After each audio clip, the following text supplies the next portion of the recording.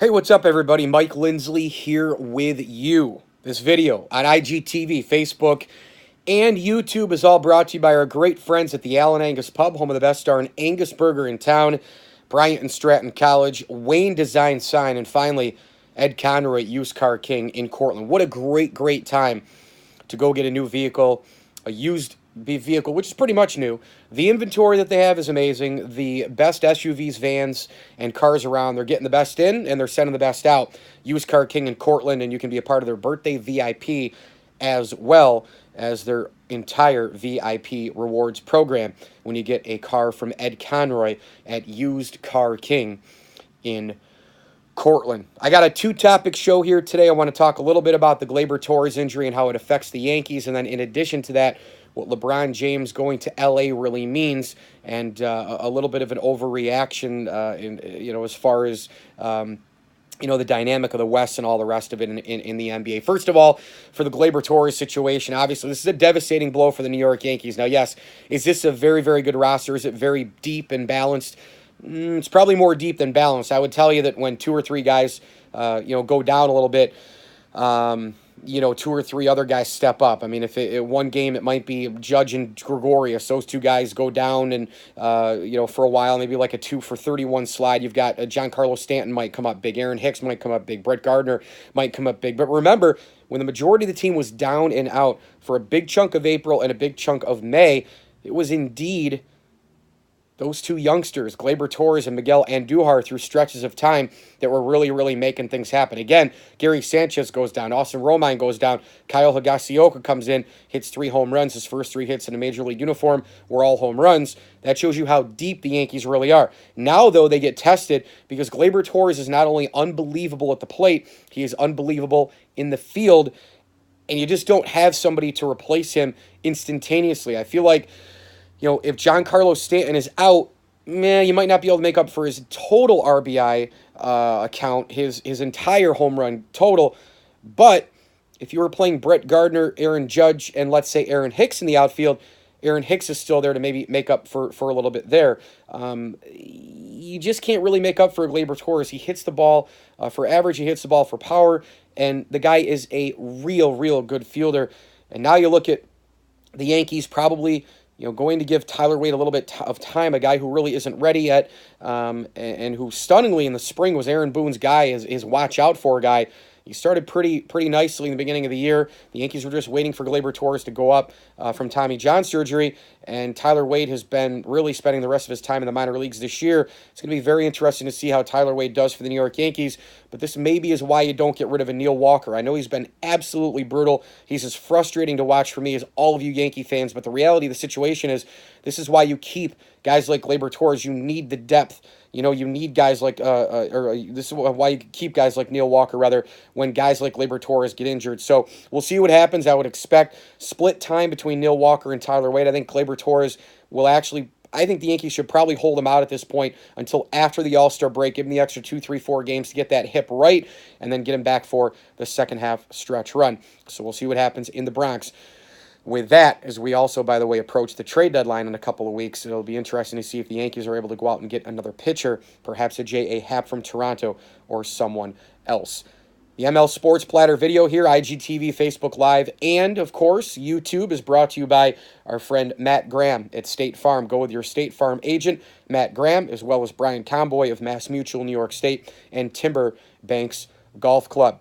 So LeBron James is an LA Laker, as we know, but what's this really mean? It means it's a basketball decision second, meaning business first. This is LeBron James, who wants to be, a multi-billionaire. This is who he just hit the $1 billion mark. He wants to be a multi-billion-dollar man, though. Space Jam 2 is going to happen.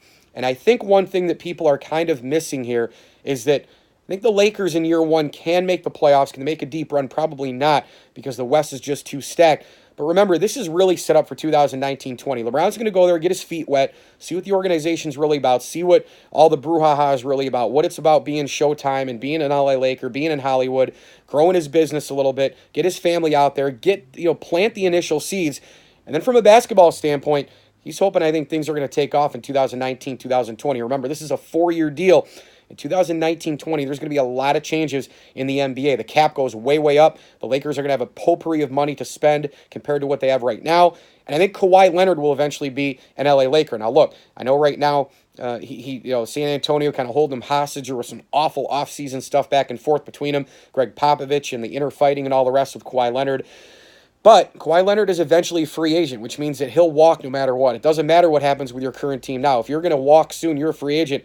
That's that. I think he'll eventually become an LA Laker. And I think the key piece to this entire dynamic, believe it or not, more than LeBron James, is a really, really good shooter. And that really, really good shooter is Klay Thompson. Think about it. He's a free agent soon. That would help break up the Golden State dynasty. You've got Klay Thompson's father who played in LA. He's out there now. He calls games in California. This would be a perfect fit. And to me, LeBron James, as he starts going more off the ball into the twilight of his career, although I don't think that's going to be for another 2 or 3 years, if you pair Klay Thompson and LeBron James together, LeBron James can handle the rock and all the rest. He teaches the young players. Lonzo Ball and company in LA. You got a lot of passing guys. You got a lot of ball guys. But you have a lot of people who want to share the ball. It's not just gimme, gimme, gimme.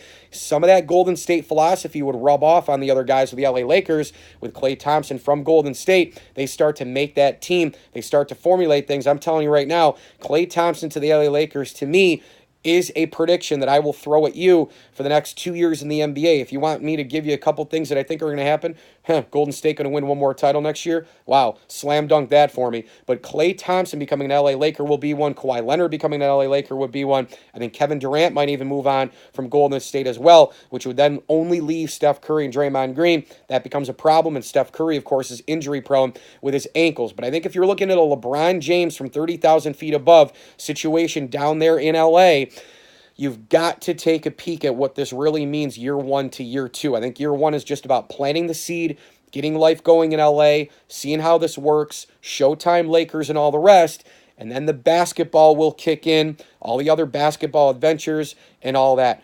By the way, got to mention, I think it's hilarious the past week that people are shitting their pants about Boogie Cousins going to the Golden State Warriors. Folks, this guy's battling back from an Achilles at about 6'9", 275 pounds, and he's not going to be able to play until November, at least, maybe December, and even early January, some prognosticators are saying. So to me, look, Boogie Cousins is going to miss a half year, and Boogie Cousins doesn't make the Golden State Warriors the favorites in the NBA. You know what makes the Golden State Warriors the favorites in the NBA? The Warriors from last year. Steph Curry, Klay Thompson, Draymond Green, Kevin Durant. Those are the guys who make the Warriors the favorites. What they did last year and the year before make them favorites, not Boogie Cousins. Golden State was already the best team in the NBA, and Boogie Cousins does not change that for the better, and he does not change that for the worse. Give me a break.